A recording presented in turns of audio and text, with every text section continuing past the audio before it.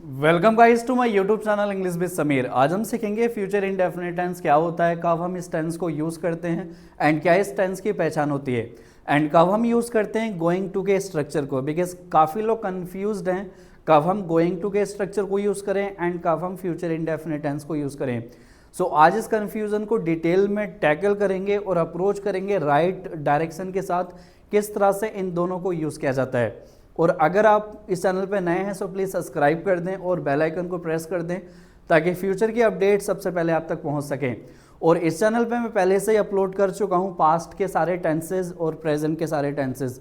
अगर वो वीडियोस आपने नहीं वॉच किए तो प्लीज़ जाकर उनको वॉच करें और अपने दोस्तों के बीच में शेयर भी कर दें ताकि आपके सपोर्ट और प्यार की वजह से मुझे मोटिवेशन मिल सके और इसी तरह से मैं इस चैनल पर वीडियोज़ अपलोड करता रहूँ।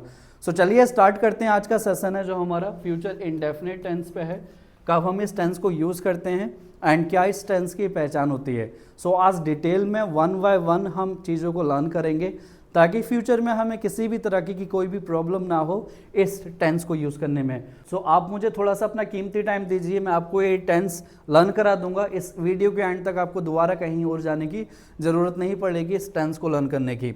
सो हम फ्यूचर इंडेफिनिट टेंस को यूज़ करते हैं जब भी कभी प्रेजेंट में रहने के बाद कोई प्रेडिक्शन करें। जब भी हम किसी प्रेडिक्शन को करते हैं यानी कि किसी भी बात को फ्यूचर के लिए बोली जाएगी, कभी भी हम भविष्यवाणी करेंगे कि कोई काम होगा या कोई किसी पर्सन ने कोई काम करना है फ्यूचर में, सो उस बात को बोलने लिखने के लिए हम फ्यूचर इंडेफिनिट टेंस को यूज़ करते हैं। यानी कि जब भी हिंदी के वाक्य के अंत में गा आ जाए या गी आ जाए या गे आ जाए सो हम इस टेंस को यूज़ करेंगे। फॉर एन एग्जाम्पल वह कल आएगा, सो ये एक प्रेडिक्शन है और हिंदी के वाक्य के अंत में गा आ रहा है, therefore we have to use future indefinite tense.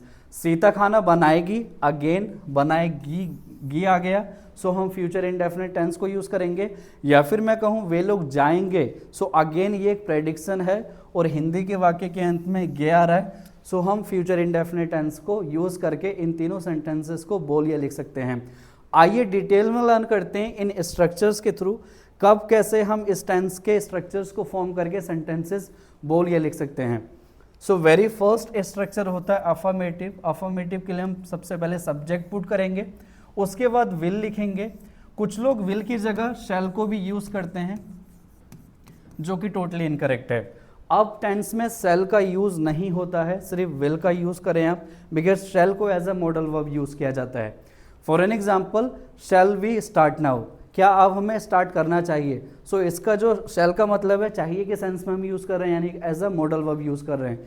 So tense में इसको यूज़ ना करें, इसको सेपरेटली हम मॉडल वर्ब की क्लास में डील करेंगे किस तरह से कैसे शैल को यूज़ किया जाता है। कभी भी आप यूज़ करें टेंस में तो विल को यूज़ करें, विल के बाद बेस फॉर्म यूज़ करें यानी कि वर्ब की फर्स्ट फॉर्म फिर ऑब्जेक्ट। कुछ एग्जांपल्स को गो थ्रू करते हैं अफर्मेटिव की। वह जाएगा, सो वह को हम ही बोलते हैं, उसके बाद विल पुट करेंगे, जाने को हम गो बोलेंगे, ही विल गो। सो इस तरह से हम इन स्ट्रक्चर्स को यूज़ करके सेंटेंसेस को बोल या लिख सकते हैं। And the next structure is negative. Negative में हम सबसे पहले सब्जेक्ट लिखेंगे, उसके बाद विल हेल्पिंग वर्ब को पुट करेंगे, देन आफ्टर हम नोट ऐड करेंगे, उसके बाद object. For an example Sita खाना नहीं बनाएगी, सो ये प्रेडिक्शन है, सीता खाना नहीं बनाएगी, सीता सब्जेक्ट हमारा सीता हो जाएगा, उसके बाद विल लिख देंगे और विल के बाद तुरंत नोट ऐड कर देंगे, Sita will not cook the food. So object हमारा फूड हो जाएगा इस सेंटेंस में। वे लोग यहाँ नहीं आएंगे, they will not come here, so वे लोग का दे हो जाएगा, उसके बाद विल पुट करा और नोट लगा दिया और ऑब्जेक्ट पुट कर दिया। सो इस तरह से हम नेगेटिव स्ट्रक्चर को फॉर्म कर सकते हैं फ्यूचर इंडेफिनिट टेंस के जब भी हिंदी के वाक्य के अंत में गा गी गे आ जाए। बशर्त है कि वो एक प्रेडिक्शन हो, जो भी कोई प्रेडिक्शंस होती हैं हम उनके लिए फ्यूचर इंडेफिनिट टेंस को यूज़ करते हैं। आइए कुछ और स्ट्रक्चर्स को गो थ्रू करते हैं।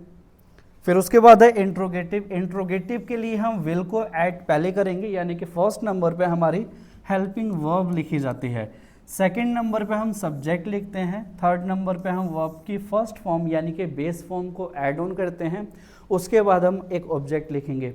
इंट्रोगेटिव स्ट्रक्चर्स वो स्ट्रक्चर्स होते हैं जिनके थ्रू हम किसी से कोई सवाल करते हैं यानी कि क्वेश्चंस करते हैं और इनके रिप्लाई आपको मिलेंगे या तो यस से या तो नो के।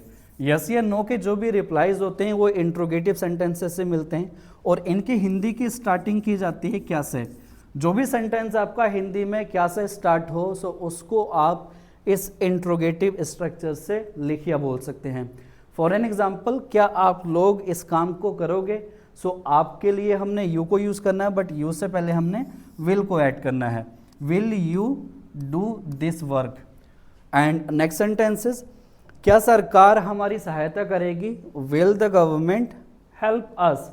सो आई होप आपको इसका इंट्रोगेटिव समझ आ गया होगा। और इसका इंट्रोगेटिव प्लस नेगेटिव अगर आप बनाना चाहें सो सब्जेक्ट के बाद बस नोट ऐड कर दें, इसका नेगेटिव हो जाएगा। फॉर एन एग्जाम्पल, क्या सीता कल स्कूल नहीं जाएगी? Will Sita not go to school tomorrow? So Sita के बाद हमने नोट को ऐड कर दिया, वो इंट्रोगेटिव प्लस नेगेटिव स्ट्रक्चर हो गया। फिर इसका WH स्ट्रक्चर होता है, WH कैटेगरी क्या कह सकते हैं इसको, या फिर हम WH वर्ड्स कह सकते हैं।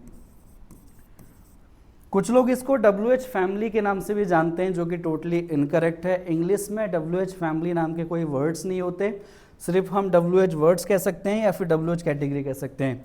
ये वो वर्ड्स होते हैं जिनके हमें रिप्लाई मिलते हैं कहाँ, कैसे, क्यों, कब के। फॉर एन एग्जाम्पल, वे लोग कब जाएंगे? सो कब का रिप्लाई मिलेगा इस स्ट्रक्चर से। पहले हम WH वर्ड्स लिखेंगे, यानी कि why, how, what, where, when. उसके बाद हेल्पिंग वर्ब यूज की जाएगी, देन आफ्टर सब्जेक्ट लिखेंगे। उसके बाद अगर सेंटेंस में आपका नेगेटिव है वो सेंटेंस आपका, सो नोट यूज़ करें, अदरवाइज नोट को यूज़ ना करें, वर्ब की फर्स्ट फॉर्म यूज़ करें, उसके बाद ऑब्जेक्ट, फिर एक question mark. For an example, Sita कब खाना बनाएगी? सो व्हेन लिखेंगे हम सबसे पहले, कब का मतलब व्हेन होता है। उसके बाद helping verb, when will Sita cook the food, फिर क्वेश्चन मार्क। ये हमारा द फूड एक ऑब्जेक्ट हो गया, कुक हमारी बेस फॉर्म यानी कि वर्ब की फर्स्ट फॉर्म हो गई, और सीता हमारा इस सेंटेंस का सब्जेक्ट हो गया, विल हेल्पिंग वर्ब है, और व्हेन एक WH वर्ड है। एंड द नेक्स्ट सेंटेंसेस, आप लोग कैसे आओगे? सो अगेन कैसे से स्टार्ट हो रहा है, यानी कि WH वर्ड से स्टार्ट हो रहा है। आप लोग कैसे आओगे? How will you come? वे लोग कहाँ जाएंगे? Where will they go?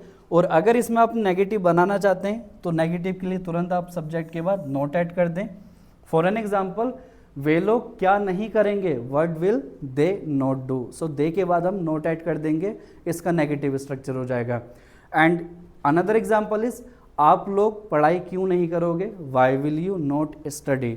So I hope आपको इसके स्ट्रक्चर से समझ आ गया होगा कि हम फ्यूचर इंडेफिनिट टेंस को कब, कैसे, कहाँ यूज़ करते हैं। जब भी कोई प्रेडिक्शन आप करें प्रेजेंट में रह करके फ्यूचर की, सो आप यूज़ करते हैं फ्यूचर इंडेफिनिट टेंस। अब ये 4 सेंटेंसेस हैं, वे लोग कल यहाँ आएंगे। सो इन सेंटेंसेस को आप ट्रांसलेट करके कमेंट बॉक्स में कमेंट ज़रूर करें, ताकि मुझे समझ आ सके कि जो भी मैंने आज आपको पढ़ाया है वो आपको समझ आया है। सेकंड सेंटेंस से, सीता अकेले अस्पताल नहीं जाएगी। And the third sentence is, क्या वह राहुल से शादी करेगी? एंड फोर्थ वन इज, सरकार मुफ्त राशन कब उपलब्ध कराएगी? सो ये 4 सेंटेंसेस हैं। 2 का ट्रांसलेट मैं कर देता हूँ आपके लिए, 2 को आपने ट्रांसलेट करके कमेंट बॉक्स में कमेंट करना है। वे लोग कल यहाँ आएंगे, सो वे का दे हो जाएगा। उसके बाद हम विल को ऐड करेंगे, दे विल, देन वर्ब की first form come here tomorrow.